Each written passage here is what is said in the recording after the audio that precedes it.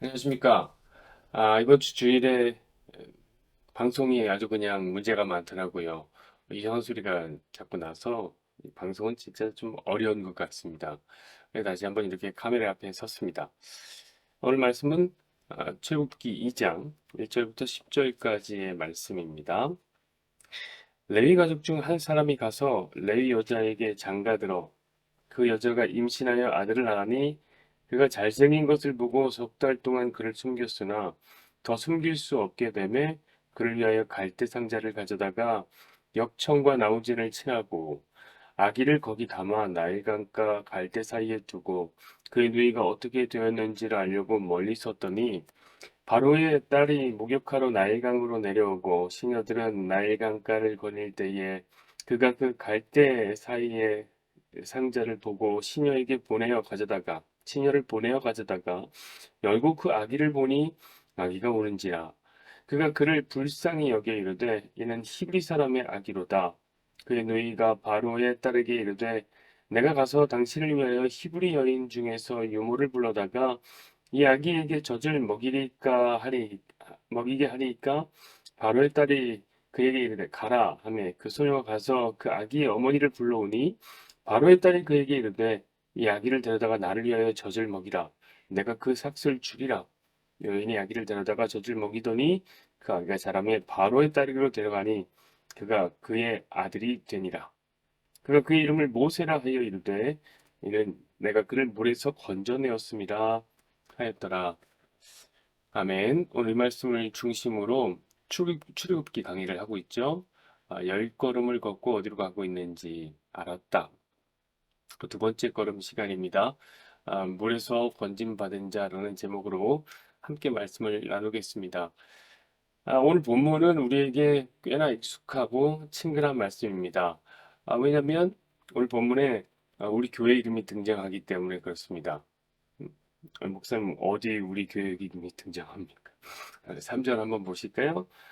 더 숨길 수 없게 되매 그를 위하여 갈대 상자를 가져다가 이 갈대 상자가 바로 테바. 여러분 성경에는 이 테바라는 이름이 총 세 가지 종류의 이름으로 등장하는데요. 첫 번째는 노아의 홍수에 등장하는 방주가 테바고요. 두 번째는 오늘 본문에 모세가 타고 있는 이 갈상자가 테바고요. 마지막 세 번째는 이스라엘이 하나님처럼 여겼던 너무너무 사랑했던 언약궤가 바로 테바입니다. 자, 이 셋은 다 다른 내용이죠. 하나는 뭐 창세기, 하나는 출애굽기, 하나는 뭐 뒤에 나오고요. 근데 그 모양도 너무 달라요. 방주는 뭐 축구장 3개 사이즈가 되는 큰 사이즈고, 이 갈상자는 조그만한 거겠죠? 바구니 같은 거겠죠? 다 다른 모양입니다. 따라서 얼핏 보면 이거 왜 같은 단어를 쓰지? 이왜 같은 단어를 썼을까? 모르겠단 말이에요. 근데 여기에는 이유가 있어요. 여러분 왜 같은 단어를 썼을까요? 한 가지 공통점이 있기 때문입니다. 그게 뭔지 아세요, 여러분? 음, 이 세 가지 모두가 죄인을 담고 있는 상자라는 점에서 그렇습니다. 방주를 탄 노아도 죄인이었고요. 오늘 보니까 갈상자를 탄 모세도 죄인이었고요. 언약궤를 보니까 언약궤 안에는 죄를 상징하는 세 가지 물건이 등장하는데 만나를 담은 항아리, 아론의 쌍난 지팡이, 그 다음에 깨어진 두 돌판. 이 모든 것은 인간의 죄를 상징하는 내용물들입니다. 그러니까 테바는 뭐냐면 죄인을 담고 있는 상자입니다. 그게 바로 우리 교회의 정체성이죠. 정체성. 자, 그러면 우리 교회는요, 의인은 못 들어옵니다. 음, 의인 못 들어와요. 불행인지 다행인지 모르겠지만, 저와 여러분 보니까 잘 찾아왔어요. 이게. 우리 모두가 다 죄인입니다. 근데 또 따지고 보면 모든 인류가 죄인이죠. 그렇죠. 의인은 없나니 하나도 없다고 그랬습니다. 그러니까 모두가 우리의 멤버십이 될 수 있는 것이죠. 나가서 전도하십시오. 누구라도 우리 교회로 데려와도 됩니다. 음? 네, 여러분 여기서 중요한 건 뭐냐면 죄인이 아니냐 이런 존재적인 어떤 차원이 아닌 것 같습니다. 아닙니다. 정말 중요한 건 뭐냐면 자의식이에요. 자의식. 내가 죄인이라고 고백하고 그것을 나는 믿느냐? 그럼 태바 멤버십 될 수 있습니다. 아니면 반면에 난 의인이야. 나는 죄를 지은 적이 없는 것 같은데 그러면 이 상자 안에는 못 담기는 겁니다. 그게 바로 테바의 정신입니다. 테바의 정체성이고. 자, 본문을 조금 더 들어가 볼까요? 자, 지난주에 출애굽기의 시작을 어떻게 열었습니까? 요셉을 알지 못하는 왕의 등장으로 열었습니다. 하나님께서 열었습니다. 그리고 하나님이 이제는 한 사람에게 초점을 맞춥니다. 한 사람. 그게 누굽니까? 바로 모세죠. 모세. 여러분, 이 모세는 아주 중요한 인물입니다. 뭐 성경 전체적으로도 중요한 인물이고요. 출애굽기 내에서는 이스라엘의 출애굽의 모든 여정을 진두지휘했던 인물이 바로 모세입니다. 그래서 지금도 아마 이스라엘 사람들이 존경하는 사람 모르면 세 손가락 안에 드는 사람 중에 한 사람이 꼭 모세일 거예요. 사실 모세는요, 그냥 보통 중요한 사람을 넘어서 이스라엘 그 자체입니다. 그 자체. 무슨 말이냐면 모세가 곧 이스라엘이고 이스라엘이 곧 모세라는 말이죠. 그래서 우리가 성경을 좀 읽어보면 종종 모세와 이스라엘을 동일시 여기는 내용들이 등장합니다. 꽤 많이 나와요. 예컨대 이런 거죠. 이스라엘이 싸움을 합니다. 전쟁을 합니다. 아말렉과 전쟁을 하면 어떻게 합니까? 모세가 손을 들면 이스라엘이 이기고 모세가 힘들어 손을 내리면 이스라엘이 지더라. 그럼 이게 뭐예요? 모세와 이스라엘을 동일시 여기고 있는 것이죠. 신약 성경에도 이런 말이 나옵니다. 우리 고린도전서 10장 2절을 볼까요? 모세에게 속하여 다 구름과 바다에서 세례를 받고 아멘. 자, 보세요. 이거는 이스라엘이 지금 홍해를 건너는 장면인데요. 이스라엘 누구에게 속해 있다고 얘기합니까? 모세에게 속해 있다는 거예요. 그러니까 모세가 곧 이스라엘이 곧 뭐예요? 모세인 겁니다. 자, 그러므로 지금 이스라엘 한 민족의 출애굽의 사건을 설명하는데 누굴 사용하고 있는 거죠? 한 사람 모세 이야기를 사용하고 있는 거, 다 이유가 있는 거예요. 자, 모세를 알면 이스라엘을 아는 거고, 모세를 알면 그러므로 저와 여러분을 알게 되는 겁니다. 왜냐하면 저와 여러분이 바로 영적 이스라엘이기 때문에 그렇습니다. 자, 그럼 오늘 이야기는 뭡니까? 모세가 물에서 건져지는 이야기겠죠. 모세가 물에서 건져진 10절 한번 보시죠. 그 아기가 자라매 바로의 따르기로 데려가니 그가 그의 아들이 되니라. 그가 그의 이름을 모세라 하여 이르되 이는 내가 그를 물에서 건져내었음이라 하였더라. 아멘. 자, 물에서 모세를 건져낸 이야기죠. 그 이야기 뭐겠어요? 우리가 물에서 건져지는 이야기가 나오는 겁니다. 자, 내용은 이렇습니다. 내용은 이래요. 지난주에 우리가 살펴봤던 요셉을 알지 못하는 왕이요. 이스라엘 번성이 너무너무 두려웠어요. 그래서 이스라엘의 산모들에게 이렇게 얘기하는 겁니다. 너희들이 아이를 낳으면 딸 낳으면 살려두고 아들 낳으면 죽여라. 무시무시한 명령이죠. 그랬더니 이제 모세의 부모도 시간이 지나서 임신을 하고 아이를 낳았습니다. 근데 그만 남자아이를 낳아버린 거죠. 자, 그럼 어떻게 돼야 됩니까? 죽여야 되는 거예요. 근데 모세를 가만히 들여다봤더니 너무나 예쁜 거예요. 그래서 조용히 키웁니다. 2절 보시죠. 그 여자가 임신하여 아들을 낳으니 그가 잘생긴 것을 보고 석 달 동안 그를 숨겼으나. 아멘. 여러분 이것도 오해하면 안 되겠죠. 어, 어떤 사람들은 또 이게 모세의 특별함을 드러내는 것이다. 모세는 태어날 때부터 남달랐다. 뭐 이런 어떤 탄생 신화를 이야기한다고 생각하는 결코 아닙니다. 여러분 이 세상에 태어난 모든 자식들은 저와 여러분도 마찬가지고요. 모든 자식들은요 그 부모의 눈에 신화적인 존재로 보입니다. 신화적 존재예요. 모세도 똑같아요, 여러분. 모세 평범했어요. 평범했지만 부모가 모세를 그만큼이나 귀히 여겼다는 말씀입니다. 자, 그럼 한번 생각해 보세요. 아이를 어떻게 조용히 키웁니까? 아이가 조용히 크나요? 키우려면 뭐 쟤야, 이렇게 쟤야 순둥이죠. 참 조용하고 가만히 있어요. 아, 근데 울면 장난 아니던데요. 울었더니 막 떠나가라 이렇게 울던데요. 모세도 울었겠죠. 당연히 울었겠죠. 도저히 집에서 몰래 키울 수가 없었습니다. 자, 그렇다고 죽일 수도 없는 노릇입니다. 어떻게 부모가 자식을 죽입니까? 그렇죠? 그래서 어떻게 합니까? 갈대로 테바를 만들어 상자를 만들어서 거기에 모세를 넣고 나일 강가에 띄운 겁니다.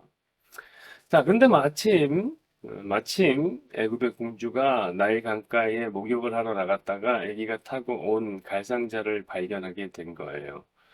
어? 할렐루야. 너무 감사한 일이죠? 여러분, 제가 마침이라는 표현을 썼지만 이거 마침 우연 아닌 거 다 아시죠? 이거 하나님께서 하신 역사예요.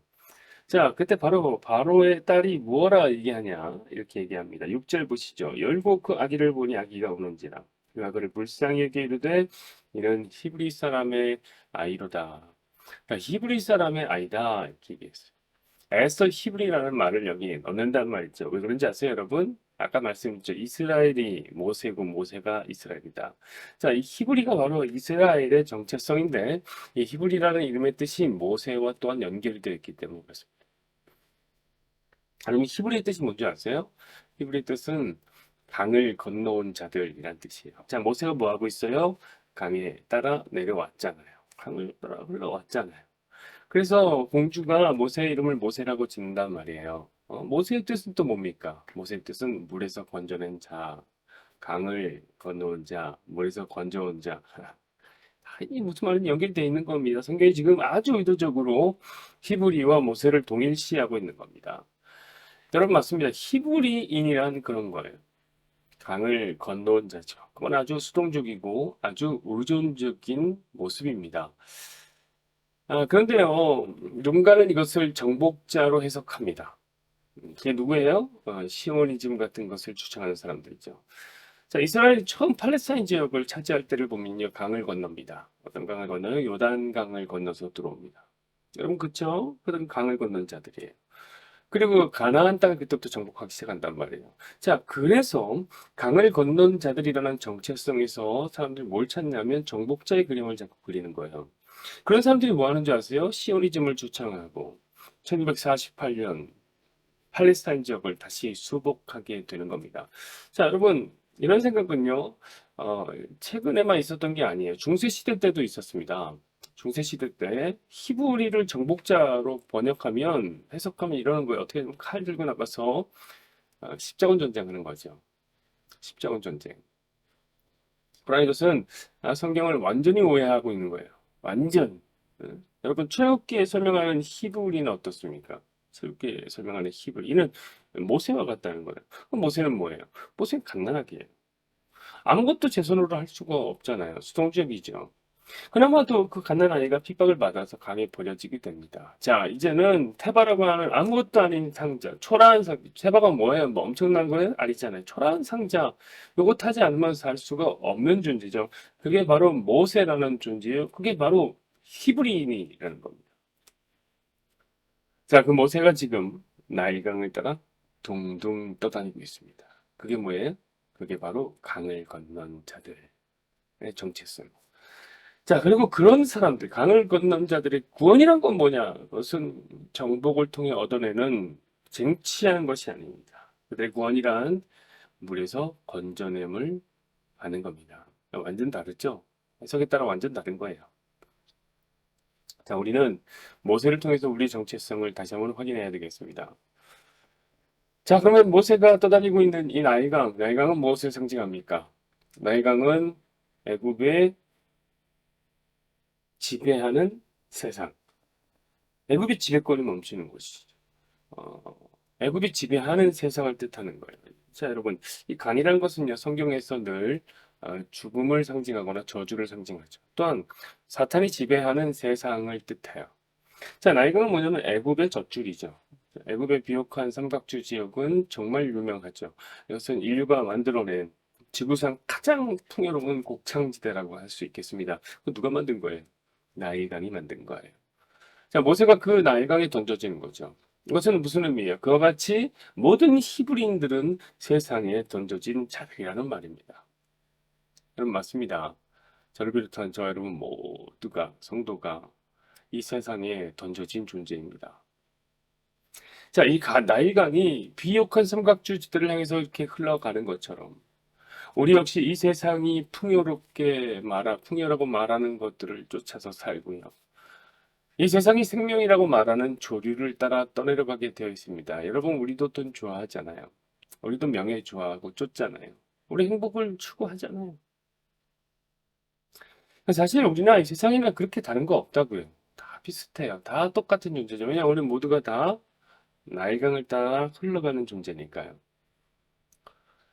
그러나 여러분 가만히 보십시오. 성도는 여전히 세상과 분리가 되어 있습니다. 그것을 어떻게 합니까? 우리 모세를 통해서 아는 거예요. 자, 모세는 나일강을 따라 흘러갔지만 분명 그 나일강과 분리가 되어 있습니다. 자, 그 이유가 뭡니까? 하나밖에 없어요. 테바라는 경계 때문에 그렇습니다. 자, 만약에 테바가 없다고 생각해 보세요. 테바라는 상자가 없었다면 모세는 저주의 나일강에 빠져 나일과 동화되었을 거예요. 자연으로 돌아갔겠죠. 자, 그런데 그런 존재가 테바라는 갈상자 하나 때문에 강과 분리가 된 채 둥둥 떠밀려 온 겁니다. 자, 여러분, 그럼 이 상자는 뭘 상징할까요? 맞습니다. 이건 그리스도를 상징하는 거예요. 예수님, 우리가 그렇거든요. 자, 노아의 방주가 그리스도를 상징했듯이 이 갈상자 역시 그리스도를 상징하는 겁니다. 사랑하는 여러분, 꼭 기억하십시오. 저와 여러분이 빠져야 할 저주의 바다에, 저주의 그 강물에 그리스도께서 대신 빠져서 우리가 사는 겁니다. 그게 구원이에요. 성경은 그 구원을 그림으로 본문을 통해 우리에게 보여주는 겁니다. 자, 요약하면 어떻습니까? 결국 던져진 히브리인들이 예수에 의해서 다시 건져지는 것. 이게 바로 구원이라는 거예요. 기억하세요? 던져진 존재가 건짐을 받는 것. 모세의 이야기는 그런 이야기고요. 이 이야기가 앞으로 출애굽 여정의 코크된 예고편과 같습니다. 출애굽이 이와 같을 것임을 보여주는 거. 왜? 모세가 곧 이스라엘이니까요. 하나님 모세의 이야기를 통해서 이렇게 말씀하는 겁니다. 모세가 나일강에서 건짐을 받았듯이 너희 히브리 사람들아, 너희 강을 건너온 사람들아, 너희도 애굽에서 이와 같이 건져질 것이다. 이런 이야기를 하고 있는 겁니다. 그리고 실제로 나중에 봤더니 건져냄을 받죠. 어디서 건져냄을 받습니까? 예, 맞습니다. 홍해에서 건져냄을 받는 거예요. 우리는 아까도 고린도전서에서 확인을 했습니다. 자, 이스라엘이 홍해에서 뭐 합니까? 모세에게 속하여 뭐 했답니까? 세례를 받는다고 하죠. 여러분, 세례가 뭡니까? 세례는 저주의 물속에 던져졌다가 머리끼리 착착 나와 건져내는 의식입니다. 자, 모세가 그 사건을 먼저 보여준 거죠. 들어갔다 나와. 이스라엘 홍해에서 들어갔다 나와. 근데 여러분 가만히 보십시오. 지금 이 일을 누가 하고 있습니까? 모세가 하고 있어요? 아니면 히브리인들이 뭐 칼차고 들어 정복했습니까? 아니죠. 이 모든 것은 지금 하나님이 하고 계십니다. 하나님, 모세가 뭘 했겠어요, 이 갓난 아이가. 오직 하나님의 열심히 모세를 그 나일에서 건져냈던 겁니다. 자, 그래서 우리 교회의 표어가 뭡니까? 응? 지금 뭐 거의 유명무실 하나. 저희도 홈페이지가 있습니다. 홈페이지 가보면 대박교회의 표어 뭡니까? 하나님에 의해 둥둥 떠다니는 교회입니다. 저는 이 표어가 영적인 히브리인 저와 여러분을 비롯한 모든 성도들의 정체성이라고 믿습니다. 그래서 저는 저와 여러분들이 그렇게 하나님에 의해서 둥둥 떠다니는 존재가 되기를 바랍니다. 자, 그런데요. 제가 이런 말을 하면 꼭 따라 나오는 말이 질문들이 있어요. 그 뭐냐면, 그 목사님, 하나님 다 하시니까 우리 아무것도 안 해도 되겠네요. 어차피 하나님 다 하시니까 우리는 하나님 건져내 줄 때까지 가만히 기다리면 되겠습니다. 그런 말씀들을 많이 하시죠. 저는 그런 질문을 참 많이 받습니다. 그래서 그 의도가 뭘까 생각해 보니까 이 질문엔 두 가지 의도가 있더라고요. 첫 번째 의도는 뭐냐면, 정말로 아무것도 하기 싫은 사람이 있죠. 그런 사람이 있어요. 저와 같이 게으른 사람들이 있어요. 이런 사람들은 자기의 게으름에 정당화가 필요한 거예요. 합리화가 필요한 거예요. 그래서 이런 질문을 하는 거죠. 자, 두 번째 이유는 뭐냐면 어떤 우려 때문입니다. 운명론이라고 하는 것이 인간을 얼마나 방종하게 만드는가. 그 우려 때문에 질문하는 거죠. 자, 운명론이 뭡니까? 하나님의 운명을 다 결정해 놨다는 거예요. 인간은 하나님이 정해놓은 길로 그냥 가기만 하면 되더라고요. 그래서 운명론은 곧 결정론이라고도 합니다. 자, 바로 이런 생각이 인간을 방종하게 만든다라는 우려죠. 제가 뭐라고 그랬습니까? 오늘 본문을 보면서 하나님이 하신다. 인간을 방종하게 되는 거 아닙니까? 우려하는 거죠. 여러분의 생각은 어떻습니까? 제가 그 얼마 전에 조정민 목사님의 설교를, 배직교회 조정민 목사님 설교를 들었는데요. 그런 말씀 하시더라고요. 여러분, 하나님의 뜻을 운운하면서 하나님께 탁 맡겨드리면 당신은 뭐 하려고 합니까? 응? 그래서 당신은 뭐 하려고 합니까? 그러시더라고요. 목사님은 지금 운명론, 지나친 운명론을 경계하고 있는 것 같았어요. 자, 그럼 여러분들, 응? 목사님 왜 이런 말씀을 하셨을까요? 이건 기독교에 정말 그런 사람들이 많기 때문에 그럴 거예요. 맞습니다. 여러분, 기독교에 정말 이상한 결정론자들, 운명론자들이 많이 있습니다. 가만 보면 이들은 아무것도 안 해요. 그냥 가만히 기도만 해요. 자, 예컨대 여러분이 사업을 한다고 생각해 보십시오. 여러분이 사업을 합니다. 사업을 준비해요. 그러면 여러분 뭘 해야 될까요? 우선 사업성을 따져봐야 되겠죠. 이게 돈이 되냐 안 되냐 따져봐야 됩니다. 그뿐입니까? 뭐 자본은 어떻게 조달할 거냐 이것도 고민해 봐야 되겠죠. 나는 그 사업에 얼마나 조예가 깊은가 충분히 고민해 봐야 됩니다. 그럼 나를 도와줄 사람이 있는가? 여러 가지들이 사업을 할 때는 필요한 겁니다. 내 사업이잖아요. 내 거잖아요. 열심히 해야죠. 열심히. 근데 어떤 사람들은요, 사업을 준비하기 위해서 기도원에 들어갑니다. 기도원이 조용하니까 조용히 앉아서 준비하려고 들어가느냐? 그거 아니에요. 정말 기도만 해요, 거기서. 왜? 하나님 뜻을 묻는 거죠. 하나님의 뜻이 사업에 있으면 그들은 뭘 해도, 사실 아무것도 안 해도 무조건 잘 된다고 믿기 때문에 그렇게 하는 겁니다. 여러분, 지나친 운명론자들은 하나님의 뜻이 있으면 그냥 무조건 잘 된다고 생각해요. 자, 그러니까 수능을 준비하면서 같은 의미죠. 교과서보다 성경 더 많이 보는 학생이 있을까요? 없을까요? 성경 더 많이 보는 학생이 있을까? 없을까? 있어요. 있다는 거예요. 정말 이해하기 힘든 행동이지만 그런 학생들이 있습니다. 저 역시 이런 극단적인 운명론을 싫어합니다. 그 바보 같은 일이에요. 바보 같은 일이에요. 제가 말씀드린 하나님이 둥둥 떠다니는 교회는 이런 운명론자들의 교회가 아닙니다. 오해하지 마시길 부탁드립니다. 자, 반면 이 세상은 뭐라고 합니까? 세상은 생각이 달리하죠. 이 세상은 개척자 정신을 우리에게 권장해요. 개척자 정신.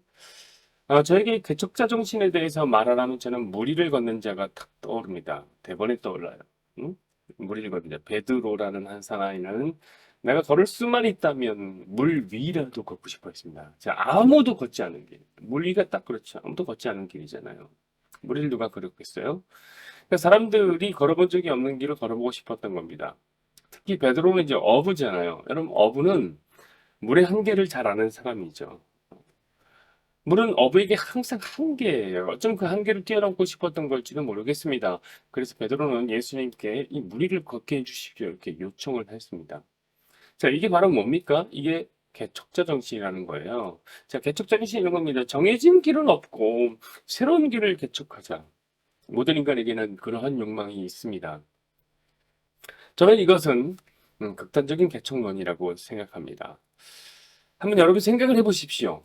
음, 따지고 보면 베드로가 물 위를 걸어서 사실 뭐 하겠습니까, 여러분? 그렇죠? 여러분 우리가요 바람만 잘 활용하면 바람과 힘천만 잘 활용하면 배를 타고 가는 것이 사실 걷는 것보다 훨씬 빠르죠. 여러분 우리가 아무리 지상을 빨리 걷는다 해도 배보다 빨리 걸을 수 있겠습니까? 배는 걷는 게 아니죠. 배보다 빨리 갈 수 있겠습니까? 그럼 뭐 하려고 물 위를 걸으려고 합니까? 자, 그럼에도 불구하고 인간은 뭐든지 그렇게 해보고 싶은 거죠. 인간은요, 도전하고 성취하는 것을 정말 좋아해요. 그건 나쁜 게 아니에요. 특히 자기가 처음으로 할 수 있는 일은 굉장히 이뻐합니다. 굉장히 이뻐해요. 눈이 내리고 난 다음에 처음으로 발자국을 남기는. 저는 아직도 미스테리입니다. 이게 왜 기쁠까? 왜 좋은지 모르겠습니다만, 참으로 매력적이에요. 눈 처음 밟는 거. 처음으로 산의 정상을 밟는 일. 어떻습니까? 물론 이것도 저는 이해를 못 합니다. 왜냐면 산은 보라고 있는 거지 올라가라고 있는 게 아니잖아요. 그렇죠? 산은요. 멀리서 보면 볼수록 멋있습니다. 멀리서 봐야 멋있는 거예요. 자, 그러나 저와는 달리 산에 올라가는 것이 누군가에게는 굉장히 매력적인 일인가 봅니다. 지금도 수없이 많은 산악인들이 목숨을 걸고 산을 정복하고 있습니다. 이런 게 바로 개척자 정신인 거죠. 개척자 정신. 자, 세상은 이런 개척자 정신을 우리에게 장려합니다. 장르예요. 자, 이런 세상의 생각을 가장 잘 대변하고 있는 작품이 하나 있습니다. 그래서 제가 소개를 해드리려고 합니다. 그 작품이 뭐냐면 바로 트루먼 쇼라는 작품이에요. 트루먼 쇼. 다 보셨을 겁니다. 여러분, 이 영화는 정말 작정하고 한번 기독교를 비판해 보겠다 하고 만든 영화죠. 음, 주인공은 트루먼입니다. 이 트루먼이라는 사람 이름부터 의미가 있어요. 트루 더하기 맨이라는 건데, 이거 뭡니까? 진짜 인간이라는 뜻이죠. 진짜 인간은 이런 삶을 살아가야 한다라는 어떤 가치 판단이 담겨 있는 영화입니다. 자, 이 트루먼 쇼는요, 트루먼이라는 사람이 자기도 모르게 쇼를 찍고 있는 것을 보여줍니다. 그게 바로 트루먼 쇼죠. 트루먼은 이 쇼의 주인공입니다. 다만 이 쇼의 주인공인지 모른 채 이 쇼에 그를 출연시킨 크리스토퍼라는 쇼 연출자에 의해서 이 모든 것이 결정됩니다. 자, 트루먼은 크리스토퍼가 만들어 놓은 세상에 그냥 살아가고 있는 것뿐입니다. 그리고 그 세상에 등장하는 모든 사람들은 전부 다 뭐냐면 연기자. 그들은 모두 크리스토퍼의 연출을 따라 충실히 연기를 하고 있는 중입니다. 이것도 다만 트루먼만 몰라요. 자, 그 크리스토퍼 누굴 상징하는 겁니까? 이름 비슷하죠? 그리스도를 상징하는 그리스도. 하나님이시죠. 메시아이신 하나님. 자, 그러니까 크리스토퍼는 운명론자겠죠. 자기가 구상한 대로, 각본대로 트루먼이 살기를 바라는 거예요. 그것이 바로 이 영화가 대놓고 비판하고 있는 기독교입니다. 여러분, 기독교는 너무 운명론적이라는 거예요. 성경의 하나님은 인간을 만들고 하나님의 뜻으로 조정하고 있는 거 아니냐 비판하고 있는 거죠. 순응하고 따라가고 인정하며 자기가 누해진 삶의 자리에서 운명을 그대로 받아들이는 것 이것은 부당하다. 이렇게 지금 외치고 있는 거예요, 이 영화가. 그래서 영화에 등장하는 이 진짜 인간 트루먼은요, 어떻게 하냐? 운명에 순응하지 않아요. 그는 이 상황을 감지합니다. 그래서 어떻게 하냐면 크리스토퍼가 만들어 놓은 운명의 바다를 헤치면서 바다로 나가는 거예요. 자, 그때 트루먼이 타고 가는 배가 뭔지 아세요? 이름이 산타 마리아호입니다. 산타 마리아 어디서 많이 들어보셨죠, 여러분? 네, 개척자 콜럼버스가 신대륙을 발견할 때 타고 간 배죠. 산타 마리아노. 자, 그럼 이 영화 뭘 보여주고 있는지 이미 다 확실해졌죠. 진짜 인간이란 하나님의 뜻에 순응하며 사는 이 수동적 존재가 아니라 자신의 삶을 개척하고 항해해서 혹시 가는 길이 미지의 세계라 할지라도 당당하게 나아가는 자, 이것이다라는 것을 시사하는 영화입니다. 여러분, 결국 트루먼은 운명적인 세상을 벗어나 자유의 세상으로 나아갑니다. 이것이 바로 이 세상이 모든 인간에게 요구하는 개척자 정신. 아마 그래서 오늘날 모든 교육이 우리 아이들에게 그렇게 가르칠 겁니다. 얘들아, 정해진 길은 없어. 모든 길은 너 자신이 만들어가는 것이다. 그렇게. 모든 길은 너 자신이 만들어가는 거다. 그런데 인생을 진지하게 살아내신 여러분, 누군가는 30년, 누군가는 40년, 누군가는 50년 이렇게 살았을 텐데, 여러분 이 말의 무게를 감히 가늠이나 하실 수 있겠습니까? 정해진 길은 없고 네 인생 네가 책임져. 네 인생 네가 만드는 거야. 여러분 이 말의 무게감이 가슴에 좀 와닿습니까? 아, 정말 우리 아이들이 자신의 삶을 스스로 온전히 책임지며 살아갈 수 있겠습니까? 그렇게 하라고 여러분의 아이에게 말할 수 있어요? 우리 솔직해져야 돼요, 여러분. 솔직해져야 돼요. 그거요. 나이를 한참 먹으면 우리도 안 되잖아요. 저 여러분도 안 돼요. 저 여러분도 누군가의 도움을 받고 때로는 인생 살아가는데 알지 못하는 길로 이렇게 자꾸 끌려가는 기분 그런 거 들지 않습니까? 알지 못하는 곳으로 끌려가면서 살아가고 있는데 우리 아이들에게 너 어떻게든 네가 네 인생 만들어 살아라 그렇게 가르칩니까? 그거 폭력이고 위선이죠. 사랑하는 여러분, 정말 개척자 정신으로 사는 것이 진정 자유롭고 진실된 그런 인간의 실존을 확인하는 일일까요? 제 생각에는요, 이러한 세상의 도전이 마치 그런 것 같아요. 산을 정복하겠다라는 말과 비슷한 것 같습니다. 여러분, 제가 아까 전에 그 산을 오르는 사람들이 산을 정복하고 싶어 한다고 말씀을 드렸죠. 어, 근데 한번 생각해 보세요, 여러분. 진짜 이상한 말 아닌가요? 저는 그런 것 같아요. 산을 정복한다. 언감생심 그 산을 정복합니까? 그 산이 정복이 됩니까? 음? 아니, 산 위에 기어 올라가서 두 발로 올라가는 것도 아니죠. 네 발로 뭐 다 온 몸을 다 사용해서 올라가서 그 산 꼭대기 깃발 하나 꽂고 내면 그게 산을 정복하는 일입니까? 네, 산이 들으면 웃을 일입니다. 여러분, 산은 꼼짝도 하지 않았습니다. 여러분, 그와 같은 원리죠. 그냥 우리가 살아내기만 하면 그것이 내 인생을 아름답게 개척하는 겁니까? 박박 살아내기만 하면 그런 겁니까? 미안하고 죄송합니다만 제가 산타 마리아 호를 이야기하지 않을 수 없습니다. 자, 산타 마리아 호가요. 콜럼버스가 타고 나간 이 배가요. 신대륙을 발견하기 위해서 나간 거 아니잖아요. 그렇죠? 원래 콜럼버스는 인도를 가고 싶었어요. 근데 그런 지구가 얼마나 큰지 몰랐죠. 인도에 가기 전에 아메리카 대륙을 먼저 만난다는 것을 몰랐어요. 그래서 아메리카 대륙에 먼저 도착한 겁니다. 자, 콜럼버스는 아메리카 대륙에 도착했을 때도요, 자기가 인도에 온 줄 알았습니다. 인도에. 그래서 거기서 만난 원주민들을 인디언이라고, 인도 사람이라고 부르잖아요. 착각하잖아요.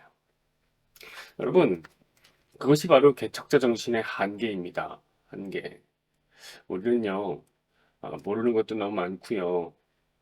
의지 자꾸 꺾이기 쉽고요.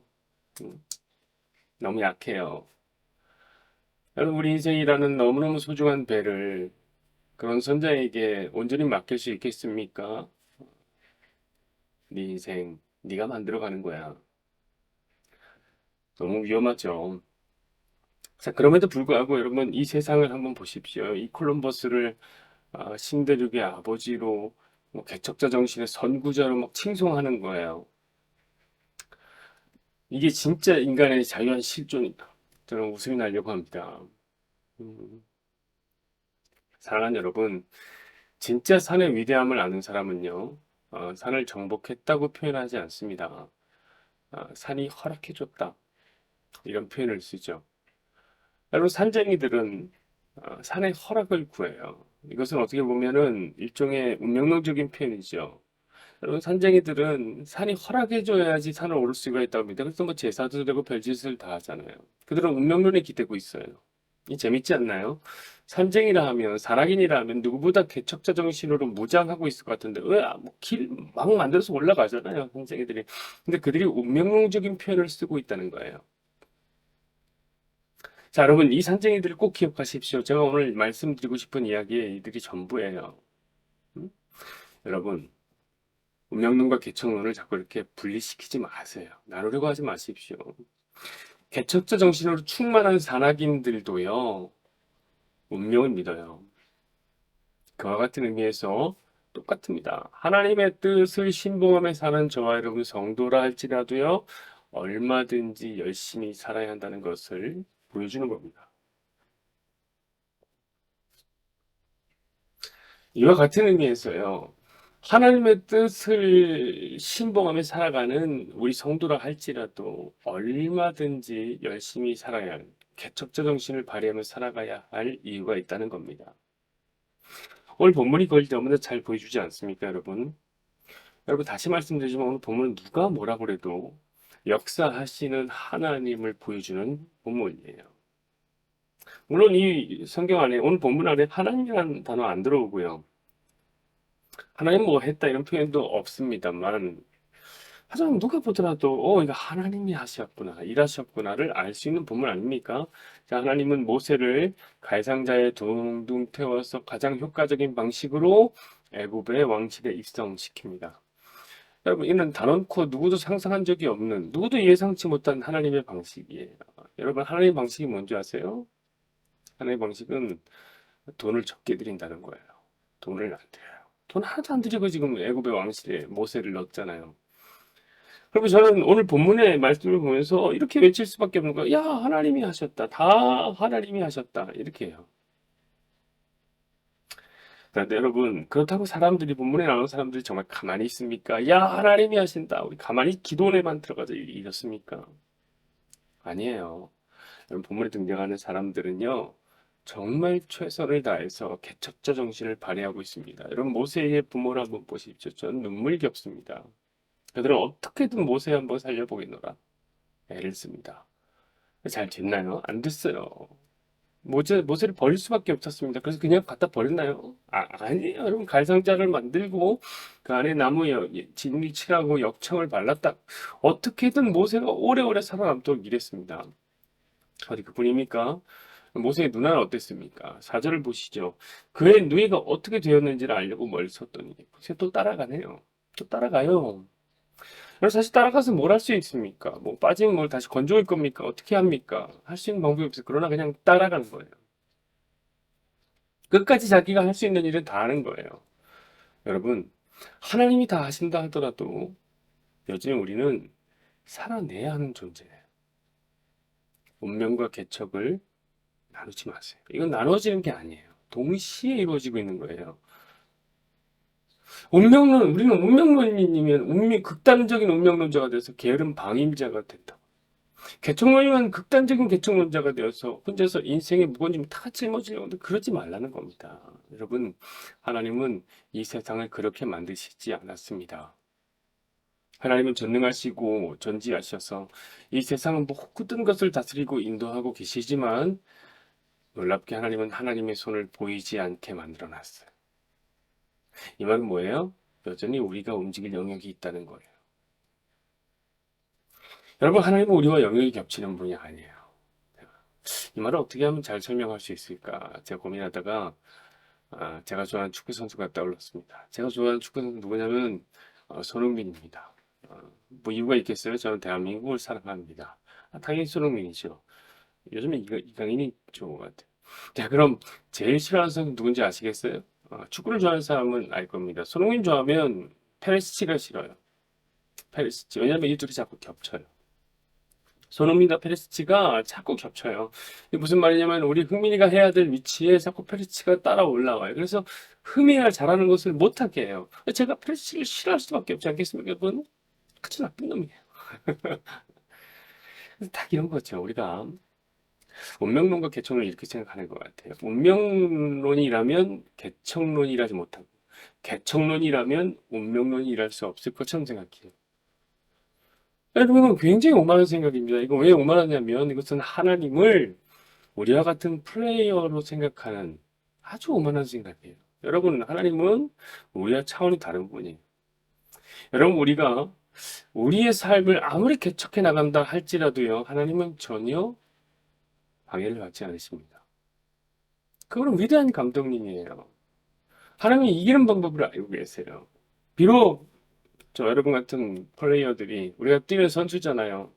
잘 못해서 헛발질도 하고 때론 뭐 팩태클 해갖고 뭐 그냥 퇴장을 당한다 할지라도요. 하나님은 그것과 상관이 없어요. 이기는 법을 알고 계시는 분.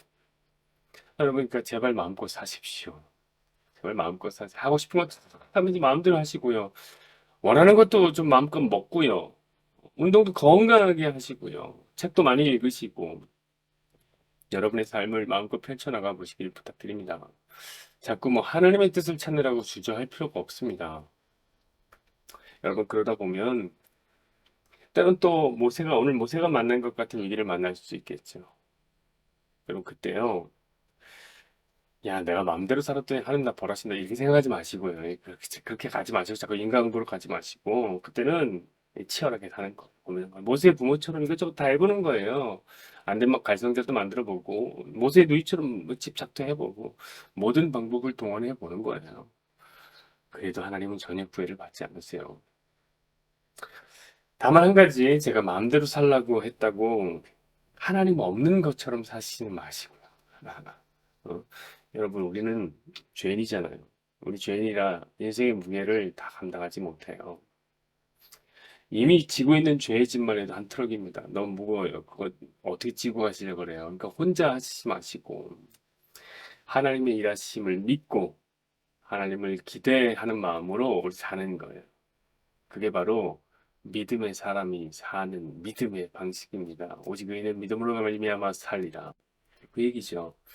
그것이 테바가 살아가는 하나님에 의해 둥둥 떠다니는 삶의 방식이고 물에서 건져낸 저와 여러분들이 사는 방식이고 모든 히브리인들의 삶의 방식입니다.